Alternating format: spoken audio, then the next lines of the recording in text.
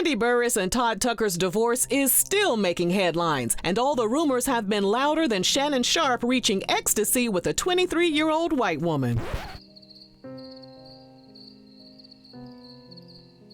Bestie, you coming straight out the gate with the Shannon Sharpe shade. Girl, what the hell did that man do to you? Nothing. He ain't did nothing to you. Don't even know we exist over here. Boy, I know Shannon hate to see you in an RRG video coming. What started as a quiet split has now spiraled into full-blown speculation, from rumors that Todd was outchea blowing someone else's back out to insiders claiming he's gearing up to contest the prenup he proudly signed on national TV. Messy. He know good and damn well. That Todd, all I can say is Mama Joyce was right, wasn't she? Boy, and them sisters, they knew it. We knew it, hell. Today, we'll be discussing what has happened ever since Kandi pulled the plug on their 11-year marriage. But before we dive deep into the scheme that Todd set up, Girl. Don't forget to scoop up something to munch on at rrgsnacks.com, our online concession stand that has an assortment of Applewood smoked bacon jerky, freeze-dried goodies, and butter toffee peanuts. Things started off deceptively sweet. Fresh off announcing her divorce on November 21, 2025, Kandi still pulled it together for her daughter Blaze's 6th birthday. She and Todd reunited for the Snow White-themed party in Atlanta, smiling like two folks who promised each other they wouldn't act a fool in front of company. He posted a photo of Blaze in her princess gown with a unicorn painted on her face, talking about how she makes him laugh and reminds him of how blessed he is. Meanwhile, Kandi dropped her own birthday post for Blaze, noticeably without Todd in sight.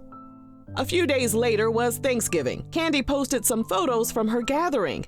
The attendees in the photos included her children, including Todd's daughter Kayla from a previous relationship. Knowing how Kandi loves keeping in contact with her ex's kids, including her former flame, the late Gerald Levert's children, people weren't surprised to see Kayla in the family photos. Oh, yeah, that's right. You're right about that. That's one thing I always loved about Kandi. Yeah. I like that girl. I like her. She got a good head on her shoulders. She a good family person. You know what I'm saying? Todd is he gonna rule the day, honey. Rule the day. He let this one get away. 'Cause ain't nobody checking for Todd. I know we off subject. Did you see how yellow his teeth was? And how come he didn't get them teeth fixed while he was with Kandi? There's a lot of things he should have done. Too late now. It's too late.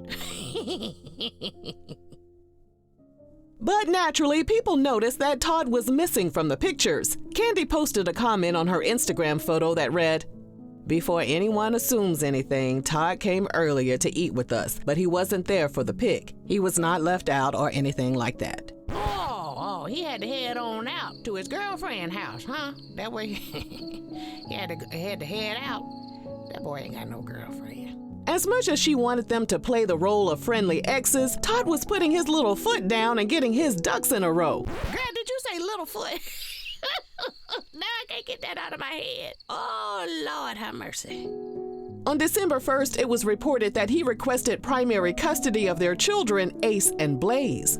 He claimed the kids are currently living with him because Kandi's traveling for work and will continue to do so. He praised her parenting, which is always the line folks use right before they file for something bold. Sure live. Trifling ass. Then he questioned the prenup he signed right before their April 2014 wedding. No, the hell he didn't, girl. In case you're unaware, Kandi drafted a prenup that was tighter than Kris Jenner's facelift.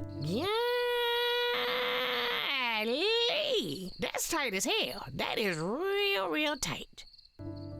In that paperwork, she made it crystal clear that if things ever went left, Todd wouldn't be touching a single dollar in alimony, and he'd have exactly 30 days to pack his bags and exit her house.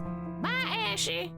Well, no. See, that's the issue. Well, I did buy the house. You know, he pays the bills.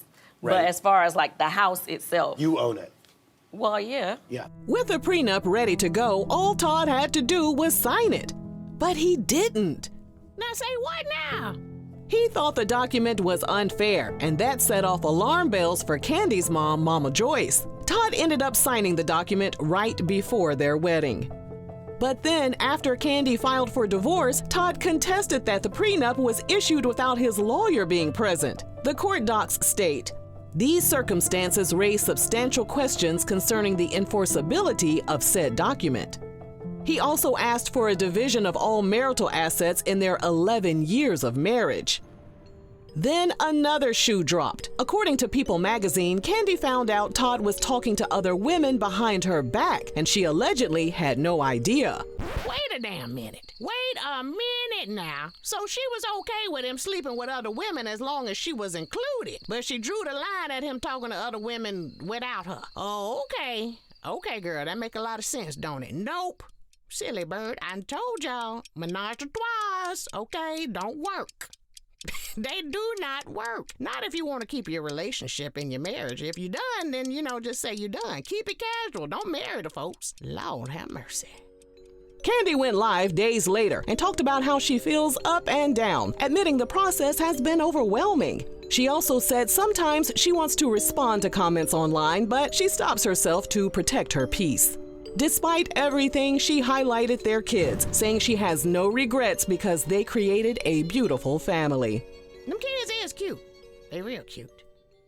And that brings us to December 4th, 2025. Kandi posted a carousel of pictures and an update saying she felt emotionally broken. Even though she appeared to be smiling in every photo, her caption exposed the truth behind the curated images. She explained that she internalizes everything and tends to carry her struggles quietly, even when she's surrounded by people who have no idea what she is dealing with. She shared lyrics from an old song she wrote, describing how she often wants to scream to release the pressure of everything she's been holding inside. By that point, the online commentary was shifting. People started pulling old clips of Todd speaking on relationships, and well, let's just say some of them aged like milk left on a heater. Here we go. Here we go. In one video, Todd talks about a woman who catered to him, cooked for him in her panties, and always had a drink waiting for him. And he expected to be treated that way. He hyped the woman up so much that Kandi had to ask him why the relationship didn't work out. That's a good-ass question, Kandi, huh? Why he ain't stay with the woman that was treating his little short self like a king? Huh? Huh? Huh? How come you ain't married her, Todd? Huh? Huh?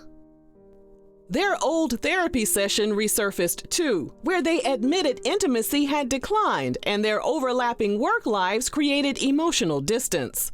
And then there was another video of him criticizing a woman on Kandi's team for receiving a tennis bracelet from a male friend. He called it stupid and asked what she did to deserve the expensive piece of jewelry. What did you do to deserve Kandi? Anyway. Those resurfaced videos pushed people to revisit a bigger question that had been lingering in the background of their marriage. How do you sustain a partnership with someone who sees himself as the prize while you are the one responsible for building the brand, producing the projects, generating the income, and carrying most of the emotional and logistical weight?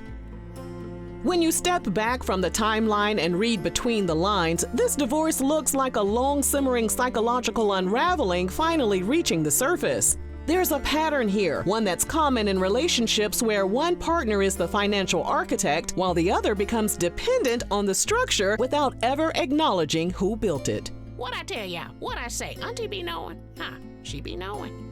For years, Kandi functioned as the breadwinner, and carrying a man and an entire family on your back becomes heavy, even for someone who appears strong. And when a partner like Todd displays subtle entitlement and expects to be catered to, the emotional dynamic shifts into something quietly corrosive. Resentment grows, intimacy fades, and the person doing the heavy lifting ends up feeling alone even in a full house. You better preach. Todd's sudden grab for primary custody and his attempt to undermine the prenup signals something deeper than legal strategy. It suggests a man who fears losing the stability of the lifestyle he didn't create, and who now feels powerless in the face of a partner choosing herself. When people feel control slipping through their fingers, they don't always fight for love. Sometimes they fight for leverage.